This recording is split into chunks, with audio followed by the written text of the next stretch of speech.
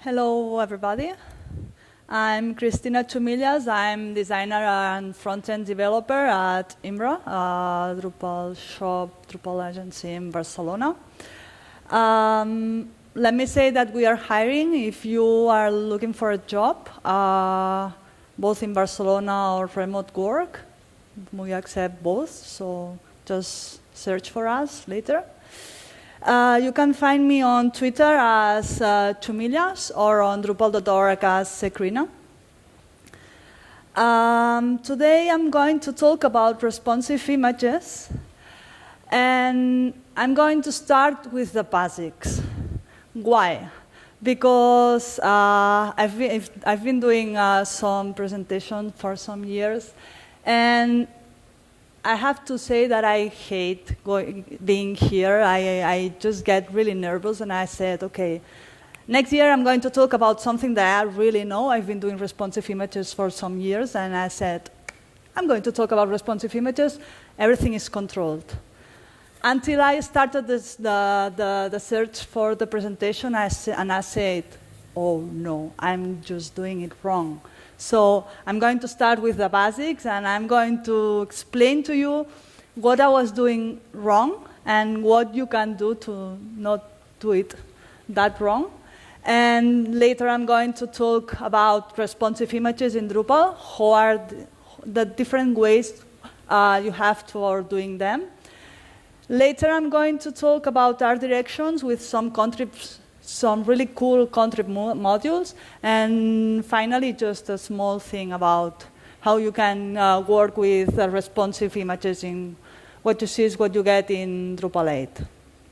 So let's start in the beginning. Some years ago, in 2014, the average page wasn't still 2 megabytes, but it's been increasing year after year after year.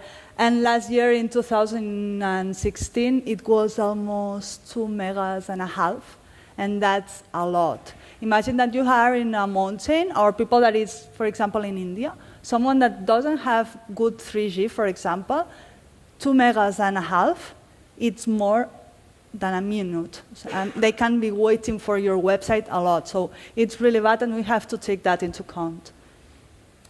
Some facts about images on the web. They are about 60% of the traffic of the web, the whole web traffic. So whatever you do to improve responsive images, to improve the size of your images, will have a huge impact on your website. Also, we know that images load asynchronously, and something that actually happens in most of the websites is that images are too big for the device that is downloading it. So people usually get bigger images on the devices. So the aim is to deliver the highest quality images supported for the device, and nothing more. So if you are using a mobile, you just need to download, for example, a 500 pixels image, but not bigger. So let's start with the basics. Let's start with scaled images that are not art direction images. And some information about that. There are two persons you have to take into account: the person that is coding, the author of the image, and the browser. And each of them have different information when they are creating the website, writing the website and creating the images, or loading the page. So for example, view dimensions. The author doesn't know the view dimensions that the final user is going to use to download your page. But the browser, because it's on the device, it knows.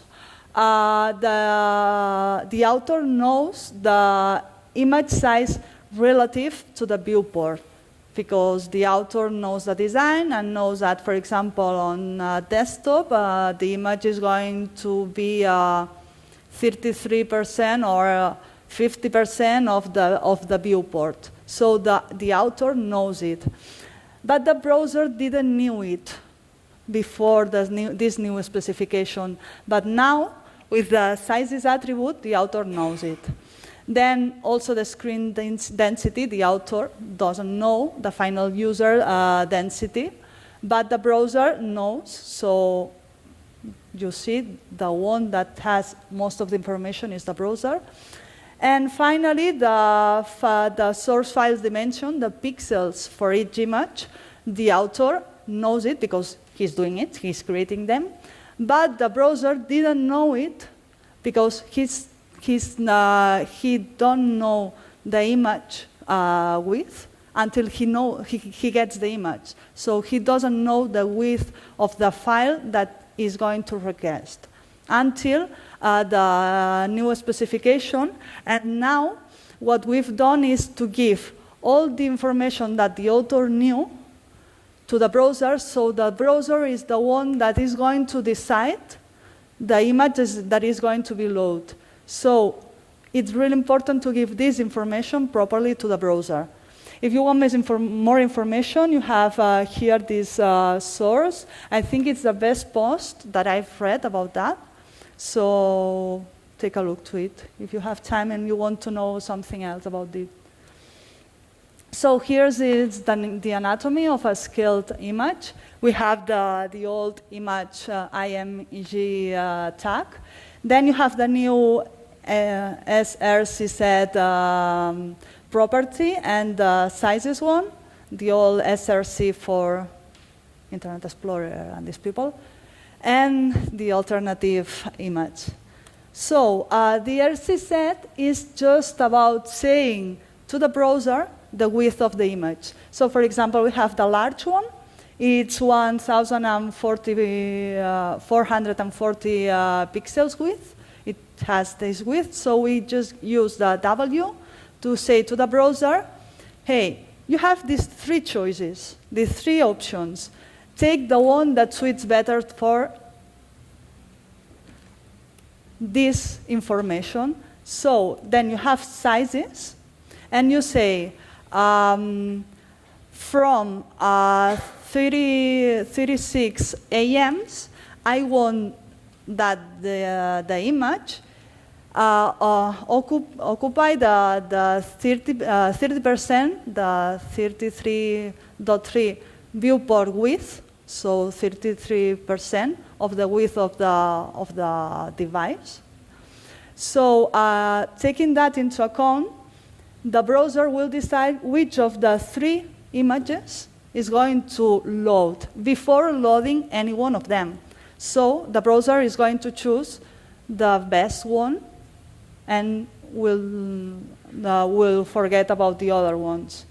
So sizes, it's just putting the CSS media query into an image.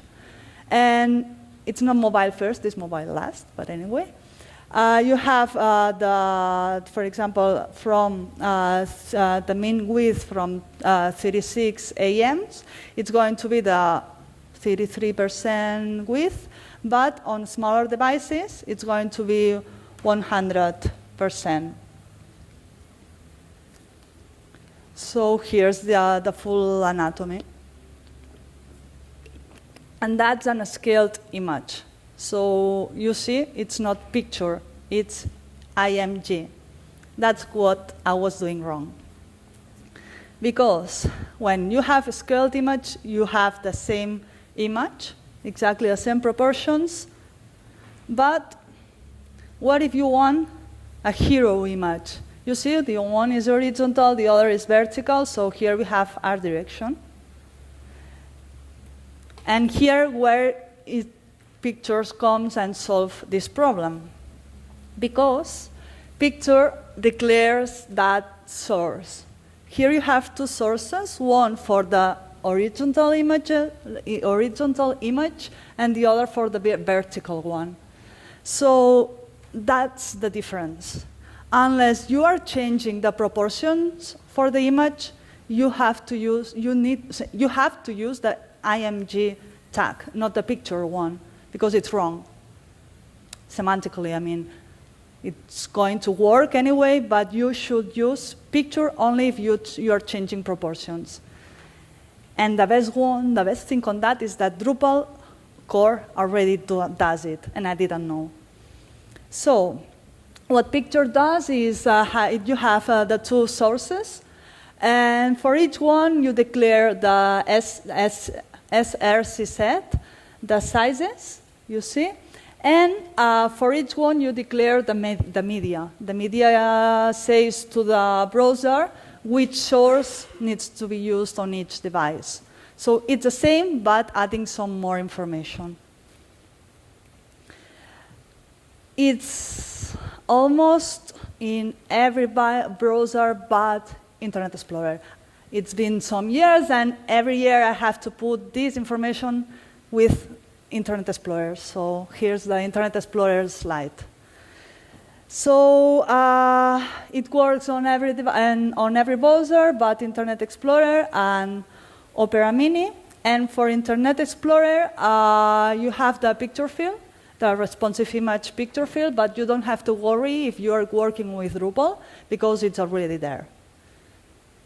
So let's talk about doing responsive images in Drupal in the two ways, both for EMGs or for scaled or for picture. So a little bit of history. On Drupal 7, we have several approaches. We have the RESP EMG. It was the name of the module at the beginning, and then it was called to picture. And then we have breakpoint. They work together. The main committers are Gel, S, and Atix. If you ever see them, just say thank you, because it was already there on 2014. I mean, it's a long time ago, and they were already doing all that stuff. So I have to say that they did a great work. Then another approach was adaptive images, or AIS, adaptive image style. There were other modules that had a lot of installations also. And the other approach was the client-side adaptive images. It was a completely different approach. In Drupal 8, what we had is the picture module into core. It's recalled responsive images, but the machine name is still picture. And its dependencies are breakpoint and, well, image, file, and field. It's on core. It's disabled by default, so if you want to work with responsive images, you need to enable it. And then the process. The process for creating responsive images is important, because you can start with the last one, because you will need the previous information. You start creating the breakpoints, creating them on the YAML, and then importing to Drupal. Then you need to plan and create the image styles, and then you create the responsive image. With the breakpoints you define it, and the image styles you created. And finally, you apply it on a view more, on a view, wherever you choose to use it. So let's start with the beginning. Breakpoints. The breakpoints can be created both, can be declared both for themes or by modules. The only thing that you have to do is create a YAML file. You add the name of your module. For example, here we have Bartik or toolbar. Is the name of the module breakpoints.yaml. And inside this file, you just have to create the breakpoints as they were media queries. It's just a way to put the media queries from CSS into a YAML so Drupal can read it. So you just use the name of your module or theme dot the machine name for your breakpoint. And for each of them, you declare the label, the media query itself, for example, for mobile, because we want it to apply on each one. We don't declare the media query, because it will be all, so we don't say anything. But for the narrow, for example, we say here all and minimum width and whatever. So as a media query, we declare it here. And then we just create the width and the multiplier. So we just give this information, and we load it to, once we have the module or the theme enabled, we already have these breakpoints inside the Drupal. Then the next step is create the image styles. I thought it was a really, really easy step until I talked about that with some colleagues.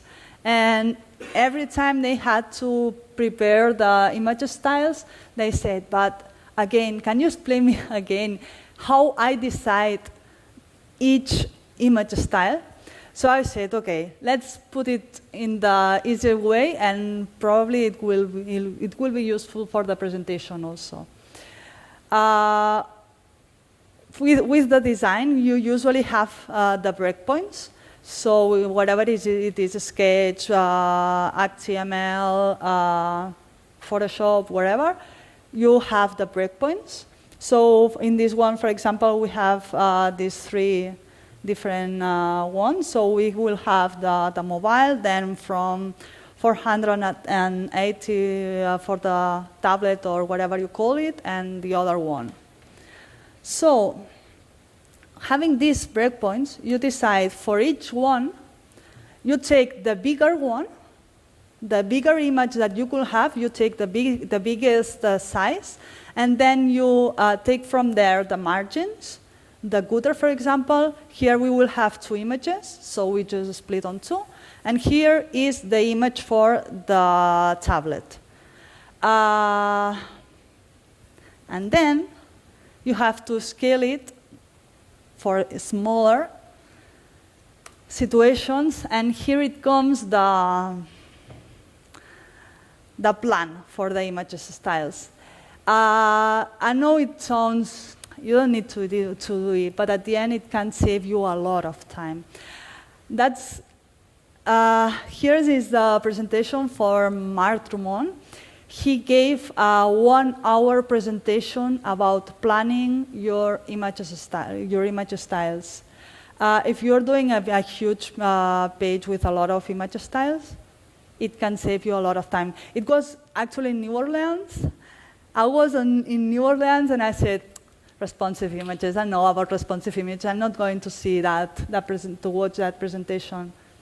And when I discovered the presentation and I watched the presentation, it was like, wow, I should have gone there. So let me explain you. For example, we said on the tablet, we are going to use the 345 pixels size. But then we need to remember, we don't want to load a bigger image than the device needs. So we need to prepare some other image styles for smaller tablets. And then for the mobile, imagine that our breakpoint is at 480. If the image is 100%, so we have the bigger image for the mobile. It's going to be 480 pixels. So what we do is just scale up, or in this case, we scale down 45%. It's a good number. Because with smaller jumps, you will end up with doing a lot of image styles. And with bigger ones, at the end, you are going to load a bigger image than you need. So I didn't invent it. Mark said it in this presentation, and since then, I always apply this. So we will start with 400%. We scale down 480 pixels. We scale it down 385, and so on. And then we try to combine different image styles in different sizes on different breakpoints. So if you can see here, what we did is just cross all them because they are repeated, and we end up with just 4 image styles. And it can save you a lot of time doing image styles for each time. So if you want more information, just watch his presentation. It's great. I'm going to share the slides so you can take the address for the video. So if we go, we've just created the breakpoints, we created the images styles, then we have these 2 situations. The one is with the scaled image, and the other one is the picture one. So let's start with the scaled image. You remember that the scaled is with the EMG tag. So we don't need to use picture. And we don't need breakpoints here. So I've prepared a demo, a really fast demo. If you want to watch it, there's a video on Vimeo. I will upload the slides, so that you will find the link to see it, to watch it slower. So here I create each image style. I don't work that fast, for sure. You choose a scale and crop, put the image width, and then, yeah, always happens the same.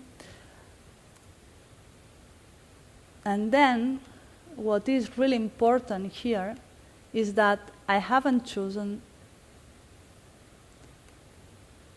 the regular breakpoint. What I choose is the responsive image one. It comes by default with Drupal core. It comes with the responsive image. And what it does is just put 1 breakpoint here. And here in this breakpoint is where you define the different sizes, you choose the different image styles, and where you add the sizes information. So you select multiple image styles, and here, for example, you add information for the desktop. Remember, it's a mobile last, so for the desktop, it's 30% of the width. Then you choose the image styles, the fallback image, and then you have it. Then you just go to in this case, the display mode, choose the responsive image, and you have it.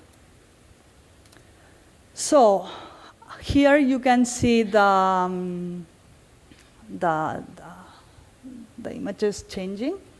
But the important thing here is that Drupal by itself has created the EMG tag, not the picture one. And what it puts is also the width for each image style. So if you see here, Drupal already created, for example, the 240, whatever for each image style. So you have a scaled image. You don't use picture. So that's what I was doing wrong. I always used breakpoints. So you don't need to use breakpoints because it's just the same image, just scaled. And what about art direction? Remember, art direction is picture using different sources with different images. You could use not only not in Drupal core, but the picture itself will let you use an SVG or SVG, or a PNG or whatever for each source. So what the difference here is that instead of using responsive image, I'm not going to do all the process again, but here you choose the breakpoint that you created, and that's all. For each breakpoint, you choose the image that you need. Choose the several ones if you want for each them. choose the fallback image, and that's all.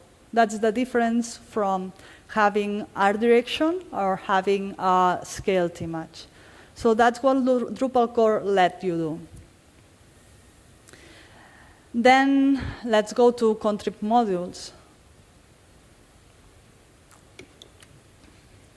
I always say that we are really, really, really lucky in Drupal because last year for the presentation I was giving about doing responsive in general, I was looking for responsive images outside Drupal, outside our known places, and it's not that easy. They don't have that easy life as us because we don't only have responsive images in Core, but we have actually solutions for giving to the final user control to crop the images. So let's start with this.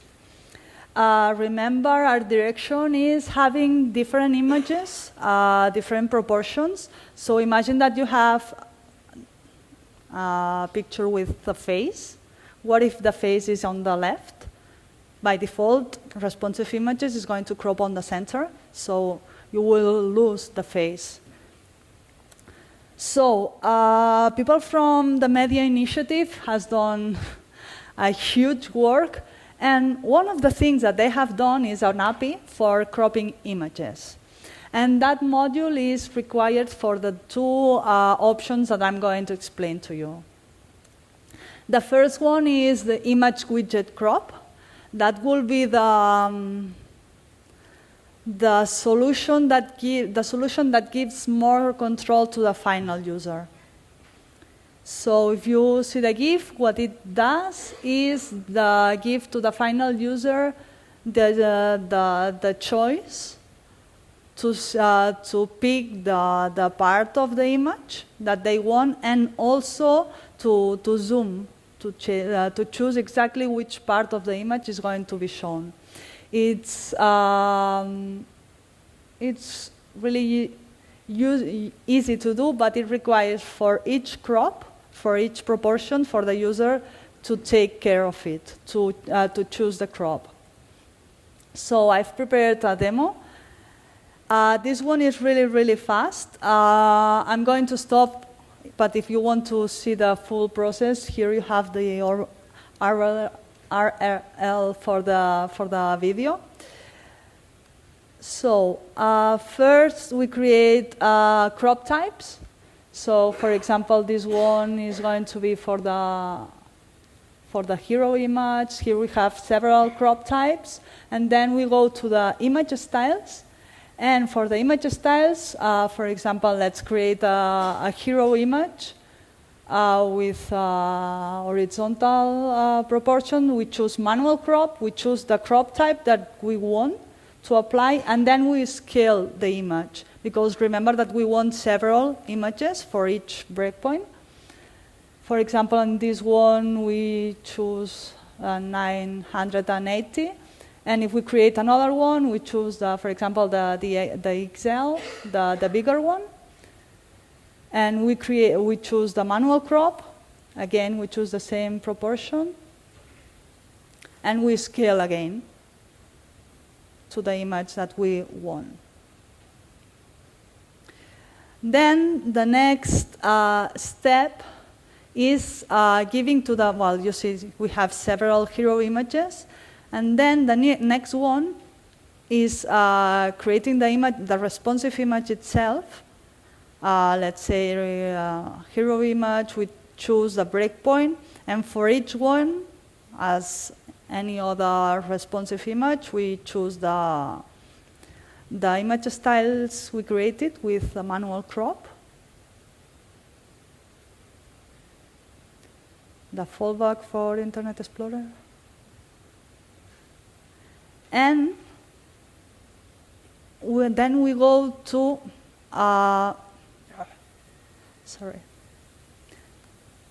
Then we go to the form view mode. And instead of using the form display, by default, widget for the image that comes by default on the image form? OK, I'm finishing. Then you choose the widget that comes with image widget crop. You choose this widget, and then you pick the crop types that you need for this image style. Then you go to the view mode itself to choose the image style. And that's the interface. Here you can choose for each crop that you have chosen, whatever it is. So you see, you can do it bigger, do it smaller, to put on the left, on the right, adjust. But you see, the user is taking a lot of time to choose each of them. So it's not automated. It requires a lot of time. Then it also says you if you have chosen a smaller one. And then you see it changes. For each one, it changes the proportions, and you can load whatever you need on each one. So it gives you full control, but it requires a long implementation. You've seen it's a really long video, so unless you really need it, don't use it. Well, use it if you need, for example, for hero image or these kind of things, but otherwise, choose focal point. A lot of people is talking about it right now. A lot of people is discovering it, and it's really, really useful because for the final user, it's only picking the important part for the image. For example, let's see there's a face on the photo. So the user picks a face, and all the other is automatic. So, for example, picking the road here, and it's going to be automatic. It's the only thing that the user has to do. And for the implementation, it's super easy. It's just creating a responsive image like you are doing in Drupal core, but instead of using scale and crop from Drupal core, you choose scale and crop from focal point. And that's all. That's all that you have to do for using focal point. And you're done. You've created responsive images with art direction and with full control for the final user. And the implementation is exactly the same, so you don't have any excuse for not using this contrib module. And it's already done. It's working. So you see, it's all you have to do is it. And for the final user, it's just picking. They even can preview each crop. So use it. Nothing stops you. And that's all. You have responsive images with art direction. So it gives you basic art direction. It doesn't give you the full control, for example, for a hero image or whatever. But it requires low effort, really, really low effort. So that's all. And finally, to end, the nightmare of using responsive images. I don't know if you ever have tried it. Using it inside, what you see is what you get. Now you have this module. There are some small issues yet, but what you can do is the user picks the image, and on the browser to choose the image itself, they can choose the image style. You just explain to the user what does it mean, and that's all. That's all they have to do.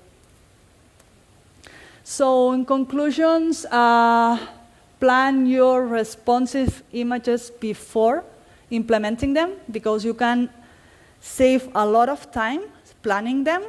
And finally, use focal point if you don't need full control. And that's all. Thank you.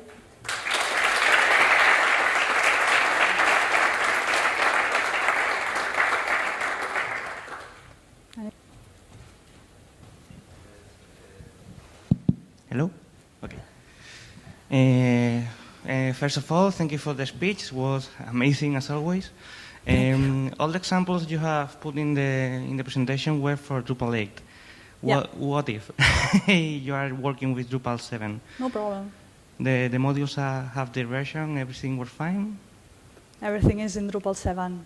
What I intentionally forgot about the difference between 7 and 8 is that you have lazy loading on Drupal 7, a part of everything. So it's the picture module and the breakpoints one are on Drupal 7, and that's all you need. And focal point is also there. I think image widget crop is not on Drupal 7, or maybe it's there, but it's a different implementation. I don't know. I haven't tried it in Drupal 7. No. Okay. Focal point is there, so that for sure. Okay. Okay. So any other one? You will have the demos on the slides, so the videos, so if you want, yeah. Is with it. That lazy load is also with responsive images, but I haven't seen the format when in view mode display. Which format you mean? When you control the view mode of a node or taxonomy or any entity, you have to format the image, the widget for the field.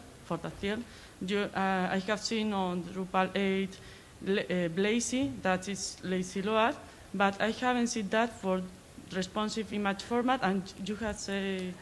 In Drupal 7 it works. In Drupal 8 there's an issue for that. Okay, they are working on that, and it's at least 1 month ago they were working on that.